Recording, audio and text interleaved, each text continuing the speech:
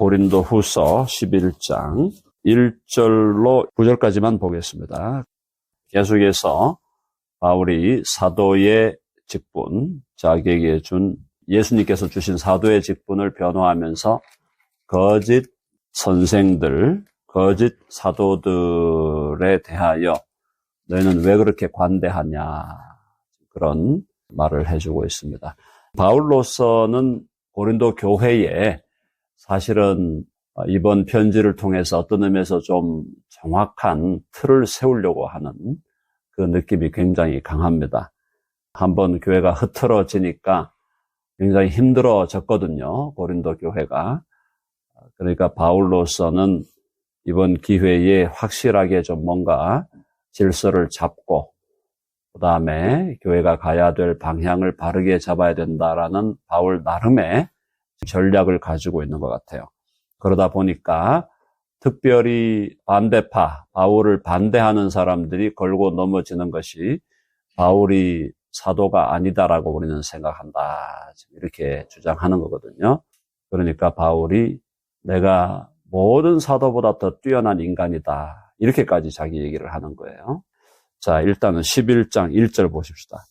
원하건대 너희는 나의 좀 어리석은 것을 용납하라. 이건 이제 자기 자랑을 좀 하겠다는 겁니다.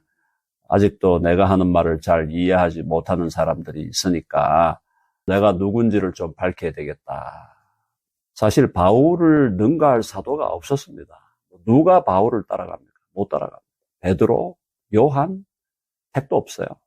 요한은 순교도 못했고, 솔직하게 말해서. 11장 1절 원하건대 너희는 나의 좀 어리석은 것을 용납하라. 용납하라.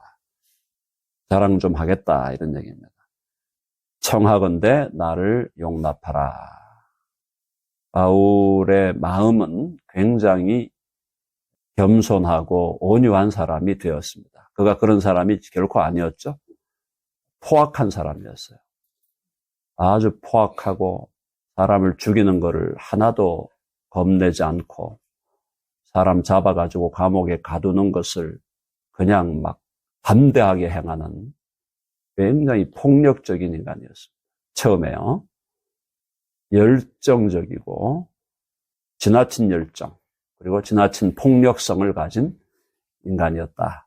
바울이 근데 예수님을 만나면서 바울의 마음은 굉장히 부드러워져 있습니다. 온유하고 다른 사람이 조금이라도 상처받을까 염려하고 그런 사람으로 완전히 변했죠, 바울이요. 그래서 2절에 보니까 이제 바울이 교회에 대하여 내가 갖고 있는 사명을 2절과 3절에서 명확하게 밝혀줍니다.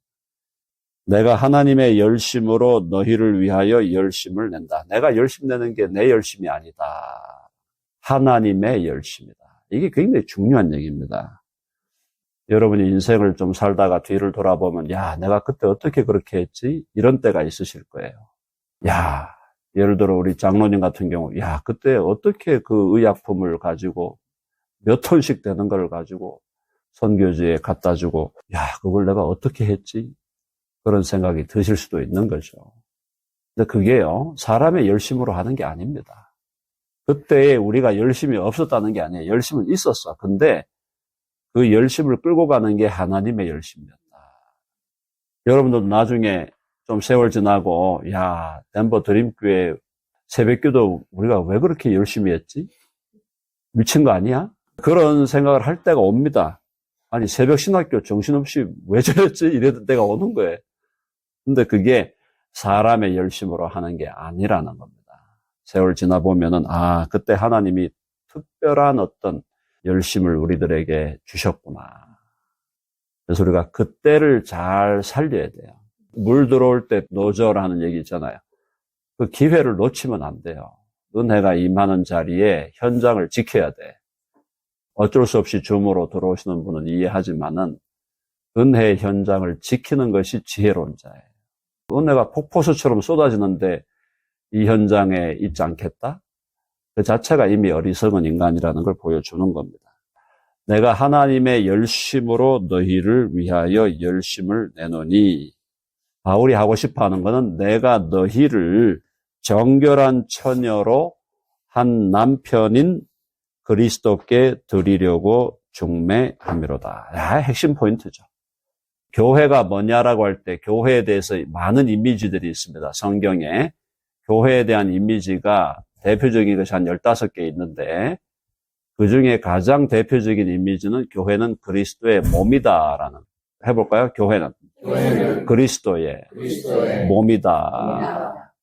몸이라는 이미지가 굉장히 좋은 이미지지만은 영광과 특권에서는 그리스도의 신부라는 이미지가 사실은 더 탁월한 이미지입니다. 그러니까 무슨 뜻인가 하면은 교회가 예수 그리스도의 신부라고 하는, 아내라고 하는 이 비유는 교회를 최고로 높이는 비유죠. 그리스도의 아내, 그리스도의 신부. 놀라운 거 아닙니까? 가장 친밀한 관계 속에 있고, 그래서 그리스도께서 교회를 위하여 자기 몸을 들이셨다. 남편은 그래서 아내를, 자기 몸을 희생하면서까지 아내를 사랑하라. 그게 주님의 말씀이잖아요. 그런 부분에서 다들 우리가 실패하고 또 그 실패 때문에 또 안타까운 결과들을 살아가고 있는 부분들도 없지 않아 있지만, 이 땅에 있는 모든 사건들, 모든 것들은 다 하나님 나라에 대한 이미지입니다. 부부가 왜 결혼합니까? 천국 가면 결혼이 없어요. 천국 가서 결혼이 있나요? 새하늘과 새 땅에 결혼이 없는데 이 땅에서 왜 결혼을 하냐고. 그게 그리스도와 교회에 대한 비유라는 겁니다. 그걸 깨달아라라는 거예요. 그런데 현실은 깨어진, 브로큰된 사람들이 만나서 결혼을 하다 보니까 결혼이 정상이 안 된다. 그러나 바울의 마음은 내가 너희를 정결한 처녀로 한 남편인 그리스도께 드리려고. 멋있지 않습니까? 중매함이로다. 나는 중매인이다 이 말이에요. 중매인이다. 나는 결혼 중매하는 사람이야. 바울이 뭐냐? 내가 사도라 그러지만은 나는 결혼 중매인이야. 너희 고린도 교회를 그리스도, 신랑 되신 그리스도에게 정결한 처녀로 한 남편인 그리스도께 드리려고 중매하는 자다. 매치메이커다, 매치메이커. 이게 바울의 자기 인식이죠. 탁월한 인식이죠. 탁월한 인식. 정말 너희를 그리스도께, 신랑 되신, 남편 되신 그리스도께 중매함이로다. 드리려고. 정결한 처녀로 드리려고. 그러니까 결국은요, 교회 일꾼이라는 것은 하나님 앞에서는 아무것도 아니에요. 교회 목사니, 전도사님이니, 선교사님이니, 그게 우리가 사람이 볼 때는 좋은 사역이고 또 소중한 거죠. 교회 목사님과 전도사님과 선교사님들이 없으면 교회가 안 굴러가니까. 근데 어떤 역할을 하는 거예요? 중매인 역할을 하는 거예요. 거룩한 중매인 역할을 하는 거예요. 그래서 바울이 그런 자기의식을 정확하게 가지고 있었기 때문에 바울은 교회가 제대로 가기를 너무너무 갈망하는 거예요. 왜? 그리스도의 신부인데 그리스도의 신부인 교회가 제대로 가야 자기 역할을 하는 거예요. 만왕의 왕이요 만주의 주이신 예수 그리스도에게 교회를 신부로 지금 드리려고 하는데 교회가 제대로 가야 자기 마음이 편안하다라는 겁니다. 그게 자기가 받은 사명이니까. 그래서 이렇게까지 교회를 향하여 바울은 교훈을 주고 계속해서 교회가 바른 길로 가도록 애를 쓰고 있는 거죠. 자, 그런데 보니까 3절에 어떤 문제가 생겼냐. 3절 읽어보겠습니다. 다 같이 시작. 뱀이 그 관계로 하와를 미혹한 것 같이 너희 마음이 그리스도를 향하는 진실함과 깨끗함에서 떠나 부패할까 두려워하노라. 바울이 두려워하는 게 있었다. 염려한다 이 말이죠. 염려하는 게 뭐냐? 에덴 동산에서 일어났던 그 일이 지금도 너희들 교회에서 일어나고 있는 거 아니냐? 혹시 너희 마음이 그리스도를 향하는 진실함과 깨끗함에서 떠나 부패할까 하노라. 두려워하노라. 내가 두려워하는 거는 나 두려워하는 거 없다. 바울은 두려워하는 게 뭐가 있겠습니까? 바울이 뭐 두려워하는 게 뭐가 있겠어요? 하나님의 계시를 받았죠. 3층 천에 올라가서 하나님을 직접 만났죠. 바울이 뭐가 두렵겠습니까? 목숨도 안 두려운 사람, 이 사람은. 목숨 그냥 갖고 가. 세상이 감당이 안 되는 사람인데 이 사람이 두려워하는 게 있어. 그게 뭐냐? 교회가 뭔가 모르게 잘못되는 거. 이거는 바울이 참을 수가 없는 거예요. 참을 수가 없는 거예요. 그래서 너희 마음이 그리스도를 향하는 진실함과 깨끗함에서 떠나 부패할까 두려워하노라. 그러면서 이제 한마디 합니다. 바울이 4절 시작. 만일 누가 가서 우리가 전파하지 아니한 다른 예수를 전파하거나 혹은 너희가 받지 아니한 다른 영을 받게 하거나 혹은 너희가 받지 아니한 다른 복음을 받게 할 때에는 너희가 잘 용납하는구나. 안타까운 얘기죠. 안타까운 얘기입니다. 우리가 누가 가가지고 자기가 사도라 그러고 교사라 그러고 딱 나타나가지고는 우리가 전파하지 아니한 다른 예수, 다른 복음이죠. 다른 예수. 오늘날로 말하면은 뭐 신천지, 통일교, 또 하나님의 교회, 박옥수, 구원파 뭐 이런 사람들이 와가지고 다른 예수를 전파하면은 잘 받는 거예요. 잘 받는 거예요. 또 혹은 너희가 받지 아니한 영, 다른 영, 성령이죠. 받은 영은 성령이고 받지 아니한 다른 영은 악령들인데 너희가 받지 아니한 다른 영을 받게 하거나 많잖아요. 팔을 막 확 흔들면 막 쓰러지니까 그걸 쓰러지라고 미리 짠 건지 아니면 진짜로 쓰러지는 건지는 알 수 없는 거지만은 진짜로 쓰러진다 한들 그게 성령의 역사가 아니거든요. 제가 그 얘기 했잖아. 예수님이 한 번도 누구를 쓰러뜨린 적이 없어. 쓰러뜨린 인간은 로마 병정들밖에 없어요. 로마 병정들이 잡으러 오니까 예수님이 쾅 하니까 그냥 다 쓰러져 버렸잖아. 내가 그다 그러니까 다 쓰러져 버렸거든. 그러고 예수님이 뭐 누구를 쓰러뜨린 적이 어디 있으며 다 넘어진 사람을 이렇게 세웠지. 사람들이 착각하는 거예요. 이렇게 해갖고 쓰러지면은 그게 무슨 성령의 역사인 줄 알고 99.9% 악령의 역사입니다. 그거 보면 몰라요? 보면 아는 얘기를 그걸 몰라가지고 거기에 빠져가지고 다른 영을 받게 하거나 그 다음에 혹은 너희가 받지 아니한 다른 복음, 다른 예수, 다른 영, 성령이 아닌 다른 영, 다른 복음을 받게 할 때는 너희가 잘 용납하는구나. 완전히 이제 거룩한 비꼬기죠. 거룩하게 비꼬는 겁니다. 야, 너희들 정말 그렇게 살아서 되겠냐? 진정한 사도가 가서 그렇게 가가지고 할 때는 제대로 영접도 안 하고 그러면서 뒤에 보니까 바울은 고린도 교회에서는 돈 한 푼도 안 받았더라고 보니까. 다른 교회에서 받아가지고 다 했어요. 자, 다른 복음을 받게 할 때에는 너희가 잘 용납하는구나. 그러니까 바울이 한마디 합니다. 5절 다 같이 시작. 나는 지극히 크다는 사도들보다 부족한 것이 조금도 없는 줄로 생각하노라. 너희 좀 알아라. 좀 알아라. 제발 좀. 응? 나는 지극히 크다는 사도가 누구야? 베드로, 야고보, 요한이에요. 세 사람. 베드로, 야고보, 요한이 예수님의 이너 썰고 예수님이 항상 데리고 다니는 사람들이에요.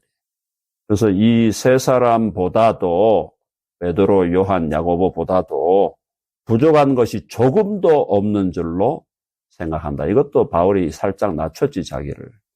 그들보다 내가 탁월하다라고 해야 되는데 그렇게 얘기하기엔 좀 미안하니까 지극히 크다는 사도들보다 부족한 것이 조금도 없는 줄로 생각합니다. 바울이 부족한 게 없어요. 신약 성경 반을 쓴 사람입니다. 반을. 베드로 전서 후서가 베드로가 쓴 게 다고 요한 서신 많이 썼죠. 요한은 많이 쓴 이유는 요한이 오래 살았기 때문에 순교 안 하고 오래 사니까 많이 쓴 거예요. 그리고 누가가 쓴 거 그죠? 누가복음 사도행전 그 백그라운드에 바울이 있는 겁니다. 바울이 없이 누가가 씁니까?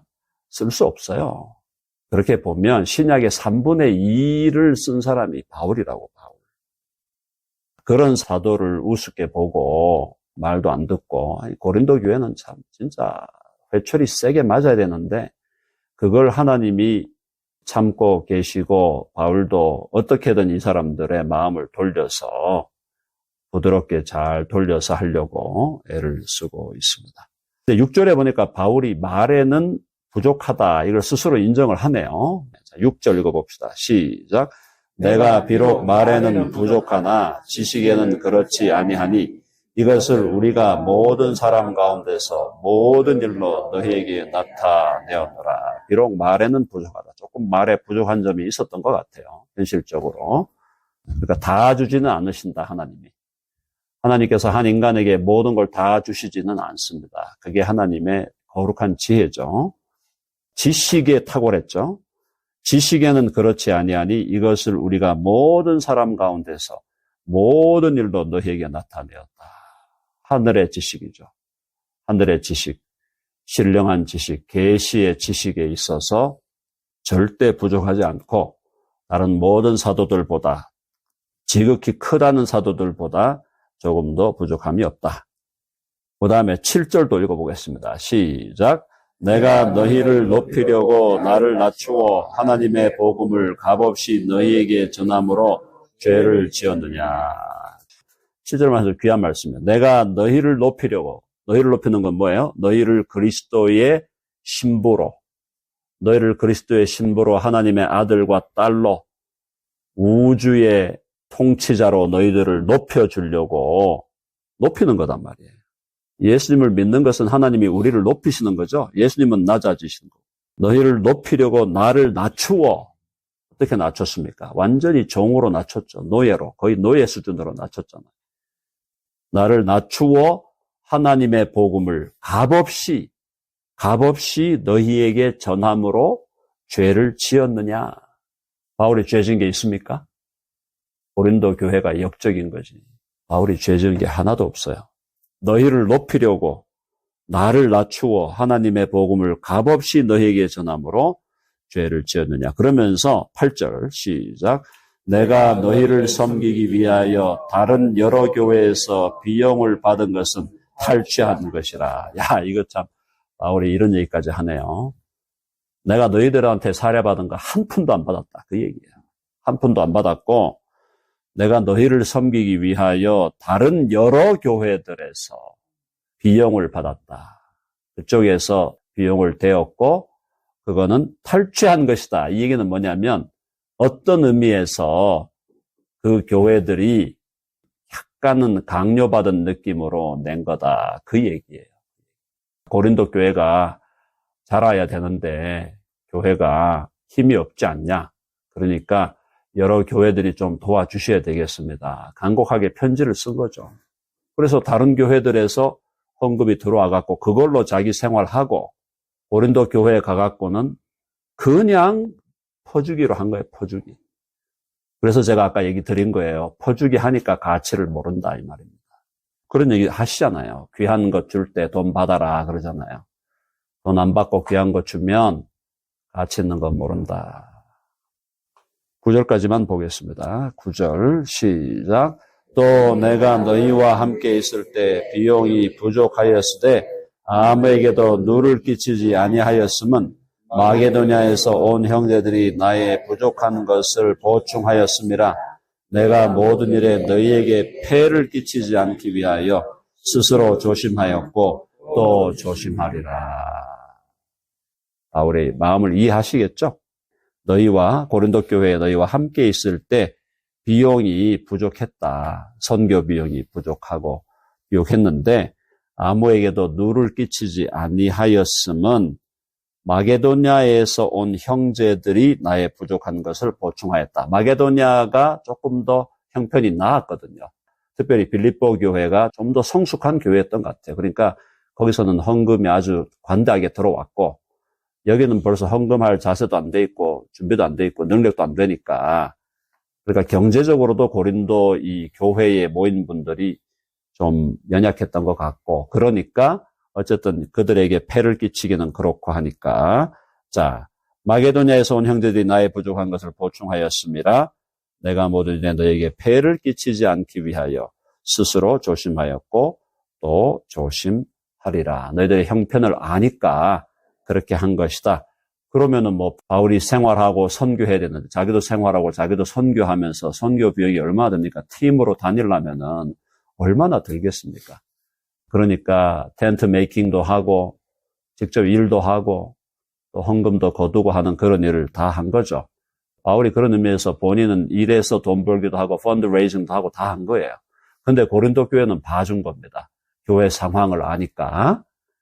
그런데 어쨌든 바울이 하고 싶은 얘기는 이렇게까지 헌신하고 수고했는데 그거 내가 너희들한테 죄 지은 거냐? 아니지 않냐? 그러니 제발 좀 정신을 차려라. 근데 하나님의 섭리적 배치에 있어서는 어떤 교회들은 하나님께서 성숙한 교회로 막 끌고 가시기도 하는데 어떤 교회들은 또 약한 교회로 남아있는 경우도 있어요.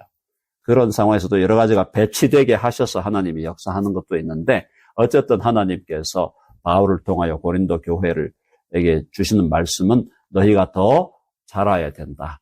믿음이 자라야 돼. 너희 믿음이 자라야 돼. 지금 잘하고 있는 거 아니야. 방언 열심히 한다고 되는 거 아니야. 그 얘기잖아. 지금 고린도 교회. 얼마나 방언을 열심히 했는지 그냥. 사람들 다 듣도록 막 방언을 막 샬라샬라 하니까 막. 그러면서 막 자기 자랑이나 하고 막 이러고 다니니까 바울이 야 그거 한다고 되는 거 아니야. 사랑해야 돼. 너는 더욱 큰 은사를 사모하라. 방언 한마디, 만마디 하지 말고 깨닫는 마음으로 한마디만 해, 한마디, 5마디. 다른 사람에게 유익이 되도록 5마디 하고 방언으로 만마디 하는 거 절제해. 그리고 사랑해야 돼. 자랑하지 말고 사랑해야 돼. 계속 이제 고린도 교회에 보내고 있는 건데 어쨌든 이제 고린도 후서 마지막 말씀에서 바울이 상당히 지금 강력한 지금 말을 하고 강력한 말을 하는데 아주 부드럽게 지금 이야기를 하고 있습니다. 사랑하는 여러분, 여기서 우리가 받아야 될 교훈은 교회가 얼마나 귀한 것인가. 교회가 너무너무 귀한 거예요. 교회를 사랑하는 사람이 주님을 사랑하는 사람이에요. 그거는 1대1로 대응하는 겁니다.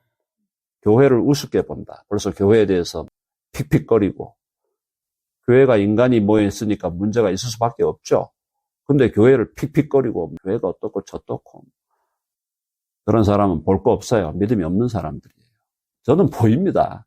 보여요. 뭐 제가 무슨 미래가 보이는 게 아니라 보면 알잖아요. 아이고 교회를 우습게 생각하시는구나.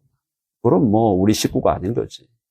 해봅시다. 우리가 남이가 절대 교회는요 영적인 식구예요. 영적인 식구. 영원한 식구예요. 영원히 함께 가야 될 사람들을 우습게 보고 욕하고 그러면서 자기는 제대로 하나도 안 하고 믿는 사람 아닙니다. 제가 어떻게 주님을 사랑해야 될까요? 주님 뭐라 그러실까요? 너 교회를 사랑해야 돼. 교회가 내 몸이고 내 신부야. 그 얘기를 하고 계신 것이다. 그래서 우리가 주의 몸된 교회를 우리가 주 안에서 아름답게 이루어가면서 내 삶이 교회를 위하여 이 땅을 떠날 때 너 어떤 교회에 다녔어? 어떤 교회를 위해서 충성했어? 거기에 대해 물으실 때 부족하지만 그래도 덴버 드림교회에서 은혜 받았고 교회를 위하여 섬기다가 왔습니다. 그게 주님이 기뻐하시는 거예요. 주님이 뭘 기뻐하는가? 그걸 모르시겠어요? 교회를 사랑하는 걸 기뻐하시는 거예요. 왜? 교회가 당신의 아들의 신부예요. 그래서 더욱더 교회를 사랑하는 우리 남은 인생 동안 더 교회가 물론 로컬 철치만은 아니죠. 교회는 우주적인 교회죠. 어떤 교회라도 허물이 있고 심지어 교회가 잘못 선택을 해서 목회자를 세습을 하더라도 어떡하겠어요? 교회가 그 수준이니 그렇게 하고 있는 거지. 그래도 위하여 기도해주고 사랑해주고 교회가 변하도록 교회의 부족함에 대해서 우리가 어머니의 마음으로 어머니의 마음. 제가 그 얘기 드렸죠. 교회는 우리의 어머니예요. 우리에게는 우리의 어머니라고. 어머니가 암 4기에 걸렸는데 나가서 죽으십시오. 그게 아니고 병드신 어머니라도 어머니잖아. 그러니까 교회가 더 좋아지도록 더 나아지도록 그죠? 교회가 어머니라고 어머니. 우리 성도들의 어머니. 그래서 교회를 사랑하는 우리 모두가 되기를 간절히 바랍니다. 아멘.